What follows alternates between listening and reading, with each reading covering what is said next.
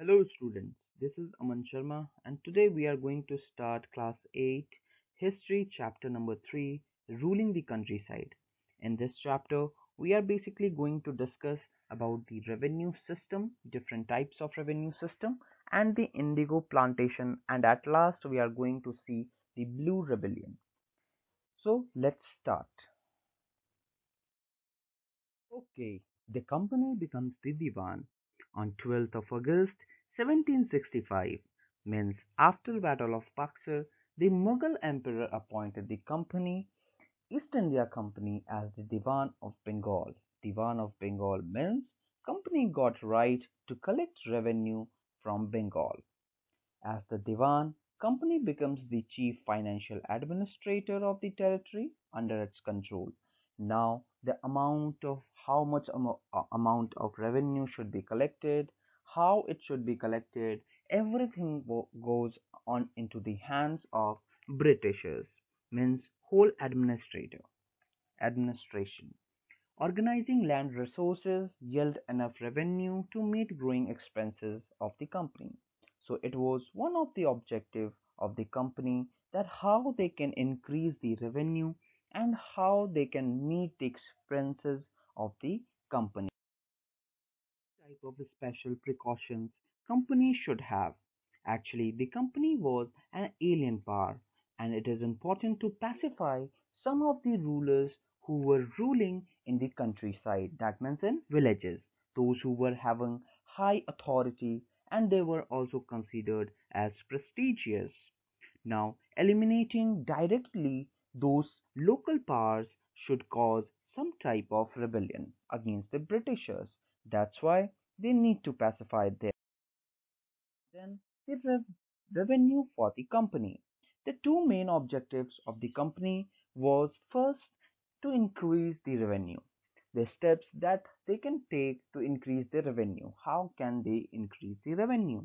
And the second objective was to buy fine cotton and silk cloth as cheaply as possible. It is important for them to for more and more profit to buy that cotton or silk clothes in a cheap rate in India, and they can sell it at higher prices in Britain so they can earn more profit. As we have now discussed that they have got the Diwani right. Company have got the Diwani right. Before that, the company used to import silver and gold from the Britain to meet the expenses of the trade.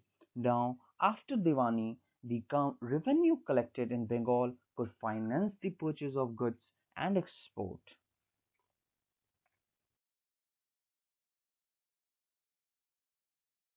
Two important group of people: one, artisans; second, peasants.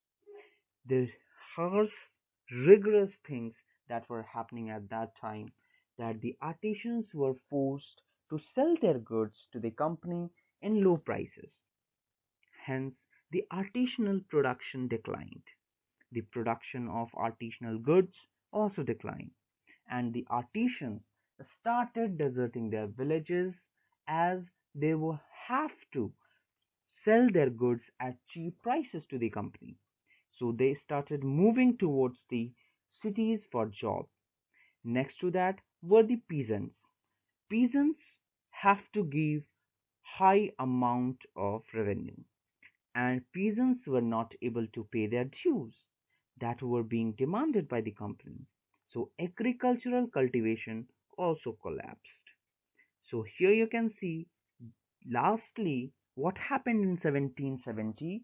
A terrible famine killed 10 million people in Bengal, and 10 million people were approximately one third population of Bengal that was wiped out at that time.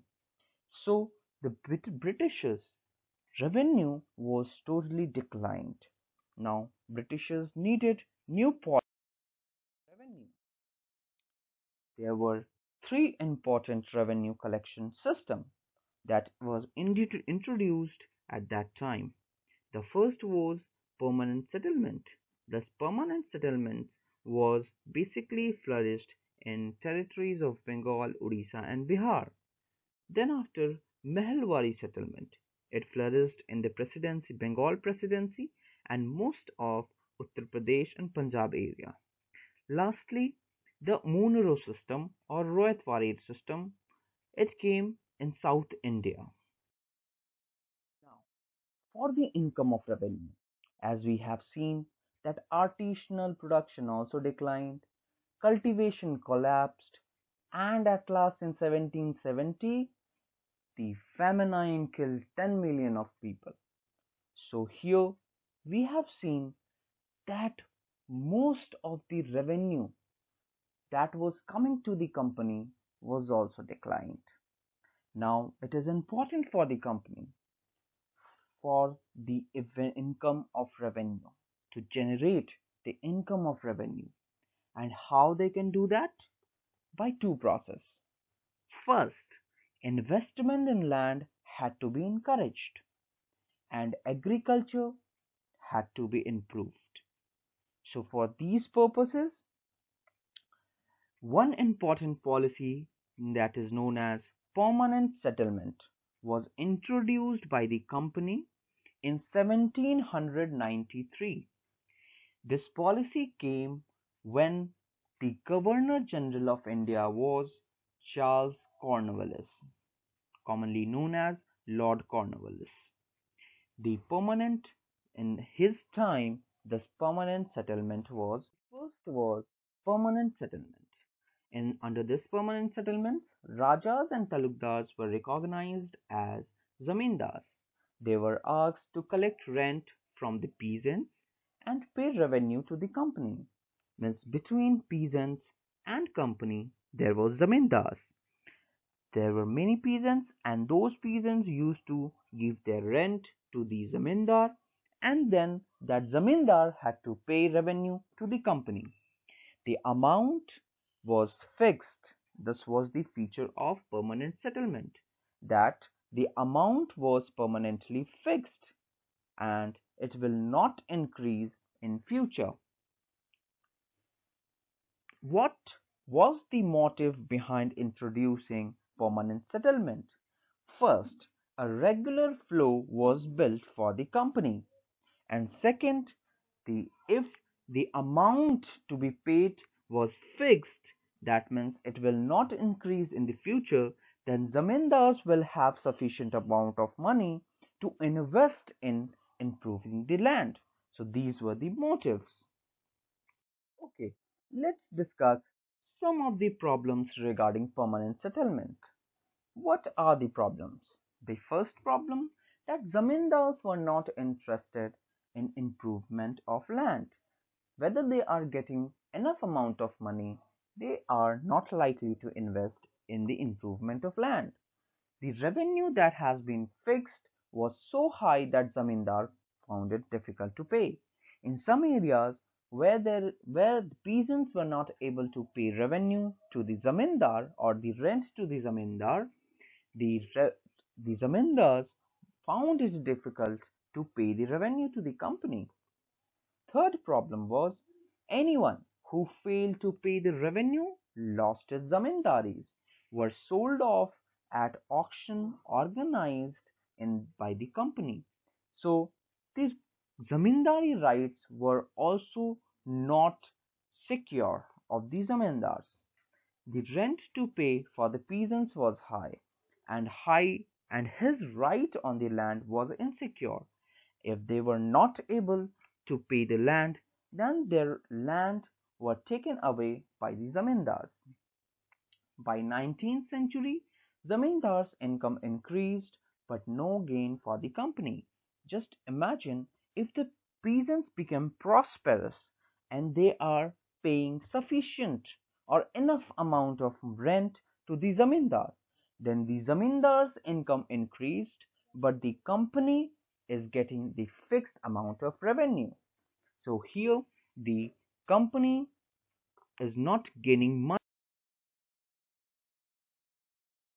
The next system is Malwari system.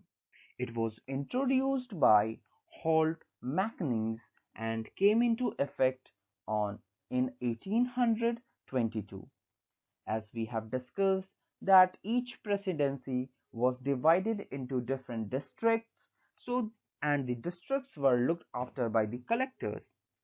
The speciality of this Mehalwari system was that the collectors went from village to village, inspecting the land, measuring the field, then revenue was fixed. That means the revenue, as was fixed in permanent settlement, without seeing the land, without inspecting the land, but in this Mehalwari system, the collectors have to inspect the land, then only they can fix the revenue. Apart from this, this fixed revenue was not fixed for whole time.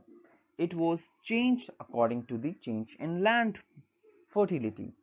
So the estimated revenue of each plot within a village was added up to calculate the revenue that each village or mahal had to pay.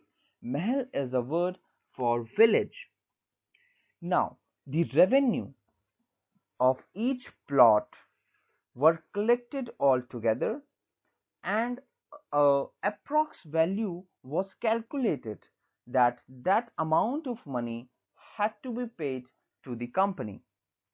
The demand was revised periodically, as I told you that it was not fixed as it was fixed in permanent settlement. The charge of collecting revenue was given to village headmen. There was no rajas, no talukdars, no zamindars. The right of collecting the revenue from the village was given to headmen.